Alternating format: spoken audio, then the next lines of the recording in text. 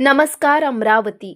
अमरावती जिल्ह्यातील पेसा क्षेत्रातील 17 संवर्गातील भरतीचा प्रश्न अखेर मार्गी लागण्याची चिन्हे दिसत आहेत। पात्र उमेदवारांच्या बेमुदत आंदोलनाची आता दखल घेण्यात आली आहे। 2 वेळा खासदार बळवंत वानखडे यांनी आंदोलनस्थळी भेट देऊन समस्या जाणून घेतली। यावर खासदार बळवंत वानखडे यांनी जिल्हा प्रशासनाची मध्यस्थी केली। प्रशासनाने सकारात्मक आश्वासन दिल्यानंतर आंदोलकांनी आपले उपोषण मागे घेत समाधान व्यक्त केले आहेत। उपस्थित आंदोलनकर्त्यांनी बळवंत वानखडे यांचे आभार सुद्धा मानले आहेत।